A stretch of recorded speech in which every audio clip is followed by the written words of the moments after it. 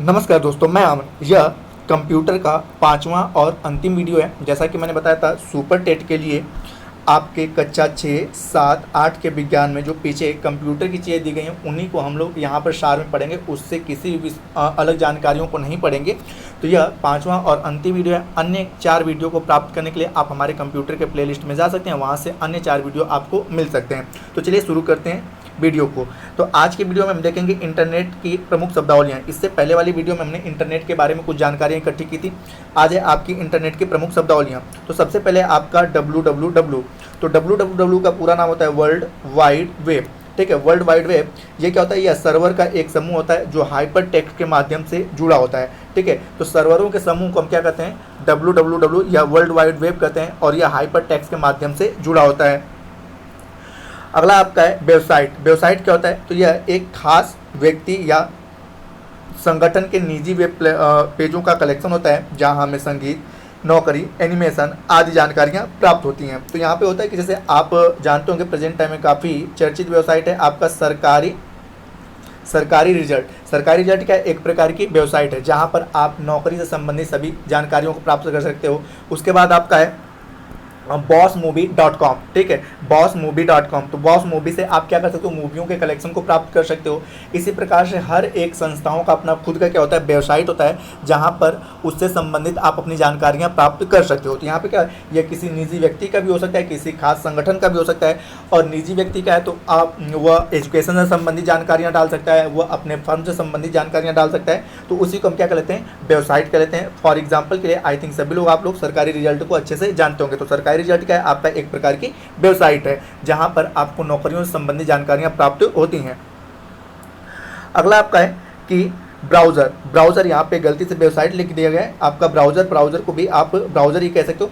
तो ब्राउज़र क्या होता है कि यह एक ऐसा प्रोग्राम होता है जो उपभोक्ता एवं वेब सर्वर के बीच में संबंध स्थापित करता है। ठीक है, जैसे कि हमें जाना है सरकारी रिजल्ट वेबसाइट पर। ठीक है, हमें सरकारी रिजल्ट वेबसाइट पर जाना है तो उसके लिए हम किसका प्रयोग करते हैं? ब्राउज़र का। अब ब्राउज़र के रूप में क्या हो सकता है कि आपके ब्राउज़र के रूप में आप यूज करते हो या तो इंटरनेट एक्सप्लोरर को यूज कर रहे हो, या तो नेट स्केप नेविगेटर का यूज कर रहे हो, या तो आप फायरफॉक्स का यूज कर रहे हो, या आप गूगल क्रोम का यूज करते हो। किसी भी वेबसाइट पर पहुँचने के लिए जिस प्रकार के सॉफ्टवेयर का उपयोग करते हो उसे हम क्या कर लेते हैं? ब्राउज़र कहते हैं। तो ब्राउज़र में कौन कौन से आते हैं आपके? Internet Explorer, Netscape Navigator, Firefox और गूगल क्रोम। यह कुछ आपके प्रमुख ब्राउज़र हैं। तो यहाँ पर यह एक ऐसा प्रोग्राम होता है जो उपभोक्ता और वेब सर्वर के बीच में क्या करता है? संबंध स्थापित करता है, उसे हम क्या कहते हैं? ब्राउज़र कहते हैं।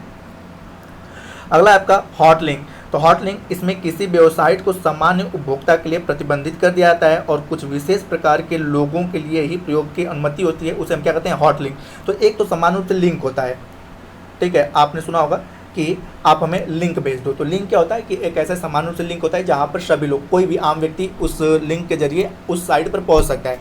लेकिन एक होता है हॉट लिंक। हॉट लिंक में आपने देखा होगा जैसे कि आप कई सारे वेबसाइटों में देखोगे कि वहाँ पर उस लिंक पर पहुँचने के लिए आपके पास यूनिक आईडी और पासवर्ड होना चाहिए। जब तक आईडी और पासवर्ड नहीं है आप उसके अंदर प्रवेश नहीं कर सकते हो। तो इस प्रकार की जो हमारे पास वेबसाइट आती है उस वेबसाइट को हम क्या कहते हैं? हॉट लिंक कहते हैं। और जहाँ पर सामान्य रूप से बिना किसी आईडी और पासवर्ड के हम पहुँच सकते हैं उसे हम क्या कहते हैं? लिंक कहते हैं। ठीक है, तो आई थिंक आप समझ पाए होंगे कि हॉट लिंक और लिंक में अंतर क्या है। दोनों समान है। एक में आपको यूनिक आईडी और पासवर्ड की आवश्यकता पड़ती है। जैसे कि आप प्रेजेंट टाइम में ऑनलाइन एजुकेशन देख रहे हैं, तो ऑनलाइन एजुकेशन में कुछ लोग अपने पूरे एजुकेशन चैनल को क्या कर रखे हैं? फ्री कर रखे हैं। ठीक है, तो क्या है? आपका सामान्य रूप से लिंक है। ठीक है, लेकिन कुछ लोगों ने अपने एजुकेशन चैनल को फ्री नहीं कर रखा है, उसके लिए उन्होंने एक यूनिक आईडी और पासवर्ड बना रखा है कि आप अगर उस एजुकेशन चैनल पर या उस किसी भी प्रकार के चैनल पर पहुंचना चाहते हैं तो आपके पास यूनिक आईडी और पासवर्ड होना चाहिए, तभी आप पहुंच सकते हैं। तो उस प्रकार के लिंक को हम क्या कहते हैं? हॉट लिंक कहते हैं। तो जैसे कहा गया कुछ विशेष प्रकार के लोगों के उपयोग की अनुमति होती है।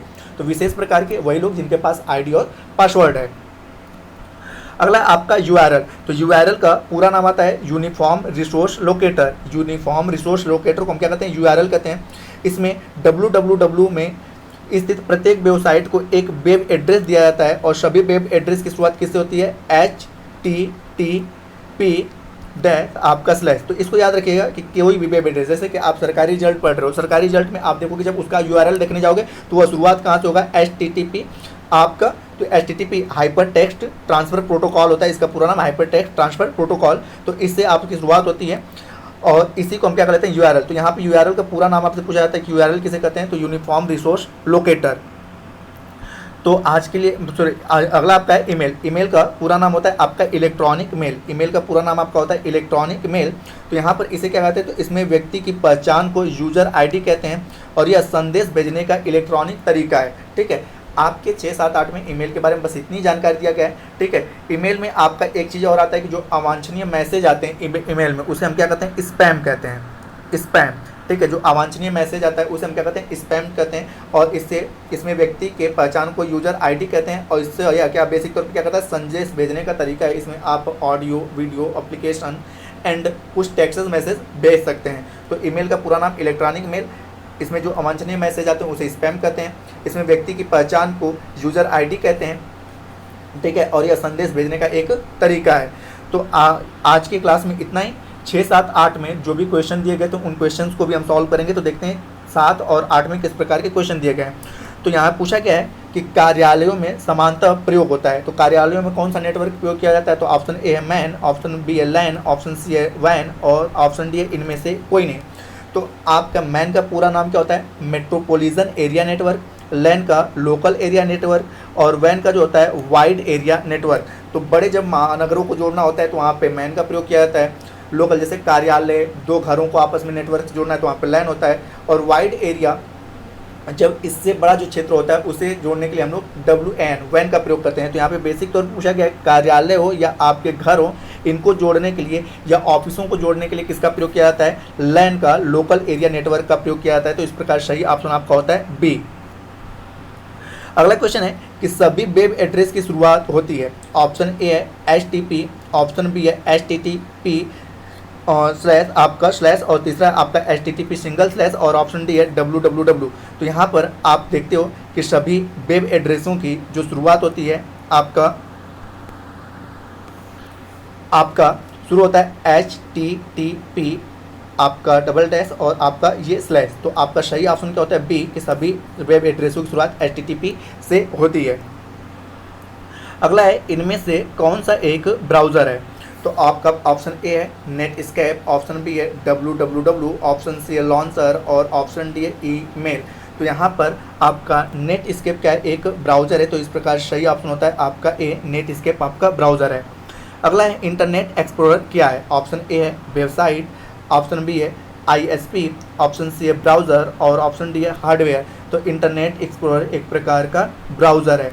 तो दोस्तों आपको यह कंप्यूटर का सीरीज़ पसंद आया हो तो आप हमें बताएं और कोई भी आपको एक्स्ट्रा जानकारियाँ चाहिए तो उसके लिए भी आप हमें कमेंट करें कि सुपर टेट के लिए इससे भी अधिक ब्रॉड जानकारियाँ हमें चाहिए। तो उसके लिए हम आगे की भी सीरीज़ को कंटिन्यू करेंगे।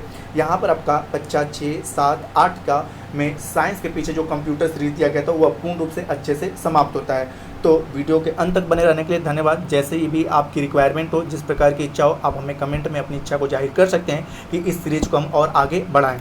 तो मिलते हैं जल्दी नेक्स्ट वीडियो में।